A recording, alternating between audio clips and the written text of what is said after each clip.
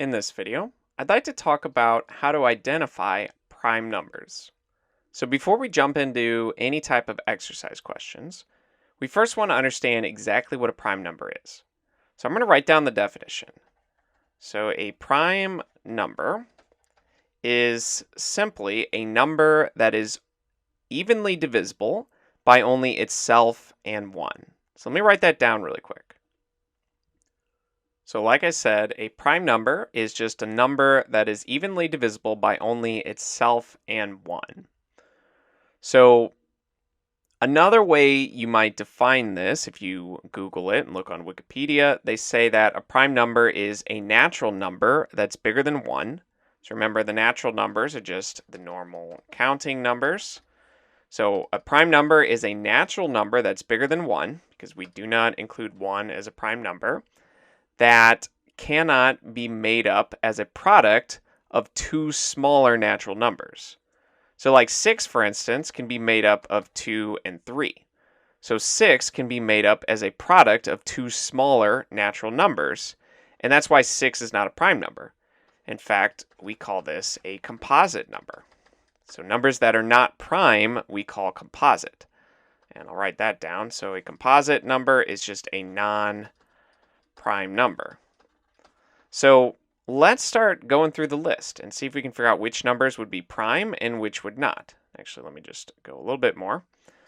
So we have already established that 1 is not a prime number. So there's a lot of reasons why 1 is not a prime number, and I'll come back to that later, but for now we'll just accept it that it's not. So then we go to 2. Now 2 does fit this definition. It is evenly divisible by 2 and by 1, because if we do 2 over 2, we get a whole number, and 2 over 1, we also get a whole number. So that's what I mean when I say evenly divisible, is that when you do divide into a number, you end up with a whole number.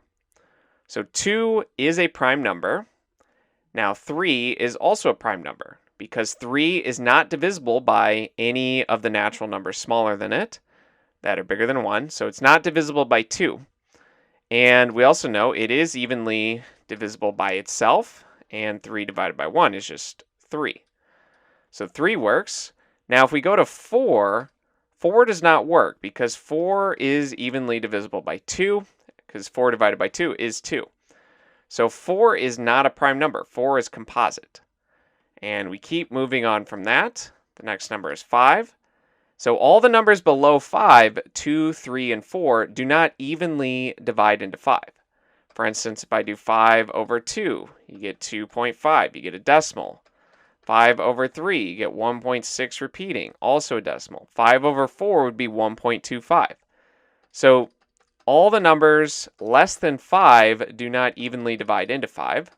But if you divide 5 by 5 or by 1, you do get back whole numbers in both cases. So 5 is prime. We've already agreed that 6 is not, because 6 is a product of 2 times 3, whereas 4, like we said, was a product of 2 and 2.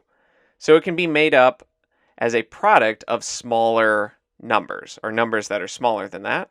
And again, we're just dealing with the natural numbers, so we're not dealing with fractions or decimals. So just looking at these whole numbers bigger than 1, we're trying to figure out which of those are prime. And you can keep going here. So 7 is prime, because if you divide 7 by anything below it, 6, 5, 4, 3, or 2, you will get a decimal. But you can divide 7 by 7 and 7 by 1, and you still get whole numbers. In fact, it doesn't matter what value you start with, you can always divide it by itself, and you do get a whole number. So that's actually true for composite numbers as well, but for prime numbers, they can only be divided evenly by themselves and by 1. In both cases, you would get a whole number, assuming that A is a whole number. So 7 works. 8 does not work, because 8 is just a product of really just 3 2's multiplied together. So 8 does not work. 9 doesn't work, because it's just 3 times 3. If it can be made up with a product of smaller natural numbers, then it's not a prime number. Likewise, 10 is not prime because of 5 and 2, but 11 is a prime number because everything below it, if you divide it into 11, you get a decimal. And with this, you can keep going. I'm going to skip the composites. All even numbers are composite numbers because they can all be evenly divided by 2.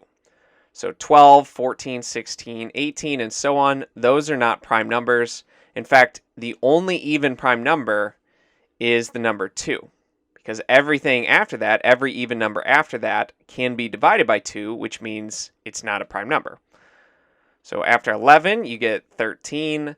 After 13, it goes to 17, then 19, 23, and it keeps going, 29, 31, and so on. It'll keep going forever. It was actually proven in about 300 BC or BCE that Euclid, the mathematician who's known as the father of geometry, was able to prove that there are actually an infinite amount of prime numbers.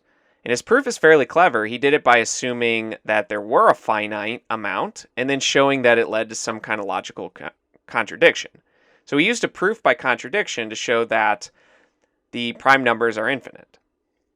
So this keeps going forever. You can't ever write an exhaustive list, but at least you can get the main idea by writing them out.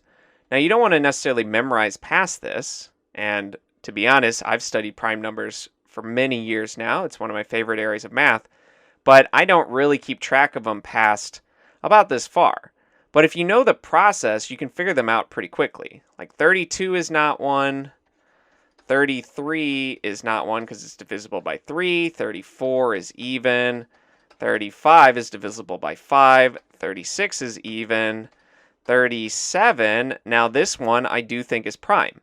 And the way that I would check is I would basically look at the prime numbers below it and see if they divide into this.